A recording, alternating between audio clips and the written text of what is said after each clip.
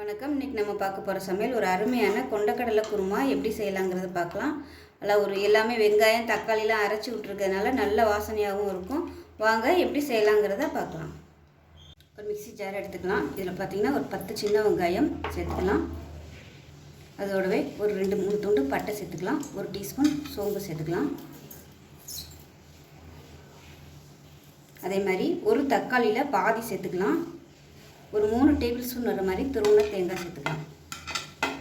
இப்போ இது எல்லாத்தையுமே தண்ணி கொஞ்சமாக ஊற்றி நல்லா நைஸாக அரைச்சிக்கலாம். இப்போ நமக்கு பேஸ்ட்டு ரெடி ஆயிடுச்சு. இப்போ ஒரு குக்கர் எடுத்துக்கலாம். இப்போ தேவையான அளவுக்கு எண்ணெய் சேர்த்துக்கலாம். எண்ணெய் சூடானதும் 1 டீஸ்பூன் சோம்பு சேர்த்துக்கலாம். அதே மாதிரி ஒரு சின்ன துண்டு பட்டை, 2 கிராம்பு, 1 ஏலக்காய் சேர்த்துக்கலாம். அதோட கருவேப்பிலை சேர்த்துக்கலாம். இப்போ அது பொரியவும் ஒரு கைப்பிடி அளவுக்கு புதினாவும் கொத்தமல்லியும் சேர்த்துக்கலாம். இப்போ அதில் நீளமாக நறுக்கின ஒரு வெங்காயம் சேர்த்துக்கலாம்.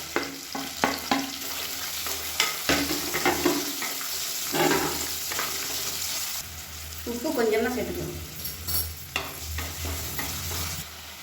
இப்போ வெங்காயம் ஓரளவுக்கு நல்லா வதங்கிடுச்சு. இஞ்சி பூண்டு பேஸ்ட்டு 1 டீஸ்பூன் போல் சேர்த்துக்கலாம்.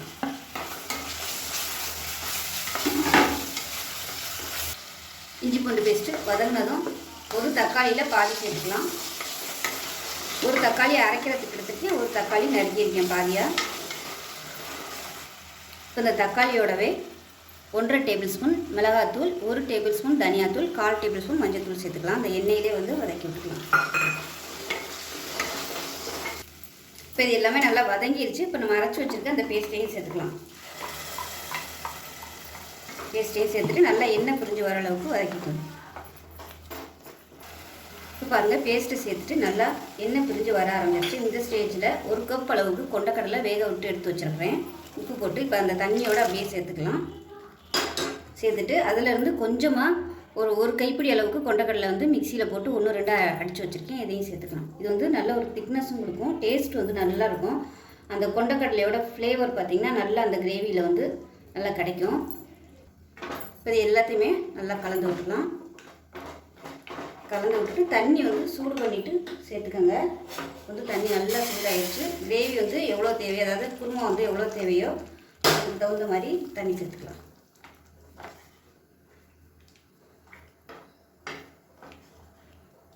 திக்னஸ் பார்த்துக்கோங்க, இந்தளவுக்கு இருக்கணும். இது நம்ம 2 விசில் விடையில் இன்னும் கொஞ்சம் நல்லா திக்காக வரும். உப்பு கொஞ்சமாக சேர்த்துக்கலாம், உப்பு பத்தலை. இப்போ இதை மூடி வச்சிடலாம். மூடி வச்சுட்டு நல்லா ஒரு 3 விசில் விட்டுட்டு ஸ்டீம் போனதுக்கப்புறம் பார்க்கலாம். இப்போ நல்லா விசில் விட்டு ஸ்டீம் போயிடுச்சு. எப்படி இருக்குன்னு பார்க்கலாம். பாருங்கள், நல்லா அருமையாக எண்ணெயெல்லாம் பிரிஞ்சு சூப்பராக வந்துடுச்சு. பாருங்கள், கரெக்டான அளவில் இருக்குது. இது ஆறுச்சுன்னா கொஞ்சம் நல்லா கெட்டியாக வரும். சப்பாத்திக்கு தொட்டு சாப்பிட்ணும், இன்னும் கூட நீங்கள் கெட்டியாக வச்சுக்கலாம்.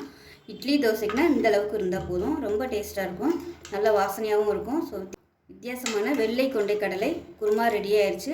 சப்பாத்தி, இட்லி, தோசை, நம்ம வெரைட்டி ரைஸ்க்கெலாம் கூட தொட்டுக்கலாம். அதாவது புலாவ் ஐட்டத்துக்கெலாம் கூட நீங்கள் இந்த குருமா ஊற்றி சாப்பிட்லாம், அருமையாக இருக்கும். ஸோ செஞ்சு பாருங்கள். செஞ்சு பார்த்துட்டு எப்படி வந்துச்சுங்கிறத சொல்லுங்கள். வீடியோ பிடிச்சிச்சின்னா லைக் பண்ணுங்கள், கமெண்ட் பண்ணுங்கள், சேனலை சப்ஸ்கிரைப் பண்ணுங்கள், பக்கத்தில் உள்ள பெல் பட்டனையும் ப்ரெஸ் பண்ணுங்கள். நன்றி.